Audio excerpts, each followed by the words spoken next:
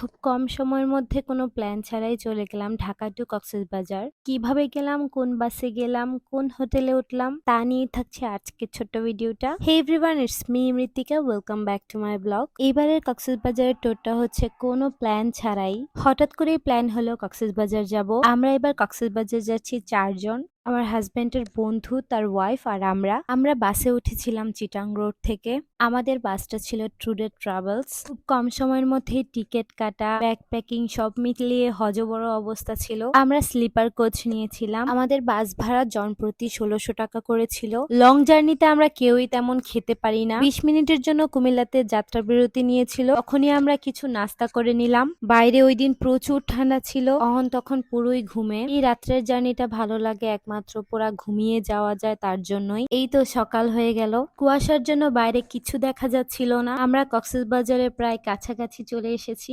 এই সেই বিধ্বস্ত কাঙ্ক্ষিত ডলফিনের মোড়। অবশেষে আমরা কক্সবাজারে চলে এসেছি। যেহেতু সম্পূর্ণই প্ল্যান ছাড়া ছিল, আমরা আগে থেকে কোনো হোটেল বুকিং দেইনি। এবারের ট্যুরটা আমাদের পুরোটাই বাজেট ফ্রেন্ডলি। খুব অল্প বাজেটের মধ্যে আমরা একটা রুম নিয়েছি। রুমটা বেশ ভালো ছিল, তাদের সার্ভিসও বেশ ভালো ছিল। আমার রুমের সাথে বেশ বড় একটা বারান্দা পেয়েছি আমি। যেহেতু কিছুদিন আগেই আমরা কক্সবাজারে গিয়ে এসেছি, আমরা তখন সাইমনে ছিলাম। আমরা আগে থেকে কোনো হোটেল বুকিং দিয়ে আসেনি, আমরা এইখানে এসে হোটেল দেখে তারপর উঠেছি। আমাদের এই রুমের ভাড়া ছিল পার নাইট 2750 টাকা করে, সাথে বুফে ব্রেকফাস্ট ইনক্লুডেড ছিল। সমুদ্রের ভিউ পাওয়া না গেলেও বেশ আলো আসে রুমটাতে। আমাদের হোটেলটার নাম ছিল বিচ ভিউ। আমাদের হোটেলটা ছিল কলাতলি মেইন রোডের সাথে। কিন্তু আমরা খুব সকাল সকাল চলে এসেছি, তো স্নান টান করে আমরা রেডি হয়ে চলে যাচ্ছি নাস্তা খাওয়ার জন্য। আর রাত্রে জার্নি করে সবারই বেশ খিদা লেগে গেছে। আমরা চলে এসেছি পৌষিতে। পৌষির খাবার নাকি বেশ ভালো, তো সকালের নাস্তা হিসেবে আমরা অর্ডার করেছি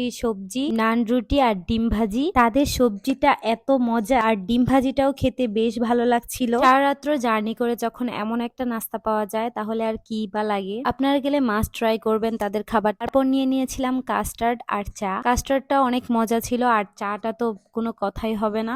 সকাল সকাল এমন একটা চা খেয়ে মাইন্ড ফ্রেশ হয়ে গেছে। আমরা তাদের দুপুরের কোনো খাবার ট্রাই করিনি, কিন্তু আমি শুনেছি তাদের দুপুরের খাবারটাও নাকি অনেক মজা। আর খেয়ে থাকলে অবশ্যই আমাকে কমেন্ট করে জানাবেন আপনাদের কাছে কেমন লেগেছে। জার্নি করে মোটামুটি আমরা সবাই টায়ার্ড ছিলাম, খেয়ে টেয়ে এখন পুরাই সুস্থ হয়ে গেছি। এখন চলে যাব আমরা সুগন্ধা বিচের দিকে। বাইরে প্রচুর রৌদ্র ছিল, তো আমরা বিচে আর যাইনি, বাইরেই ঘোরাঘুরি করে আমরা কিছু জুতা কিনে নিয়েছি। কেনাকাটা করে আমরা রুমে চলে এসেছি, যেহেতু আমরা সবাই একটু টায়ার্ড ছিলাম, কারণ দুপুরবেলা আমরা আবার বের হব। বাকি ভিডিওগুলো দেখার জন্য সাথে থাকবেন। আজকের মতো এখানেই, সি ইউ, বাই।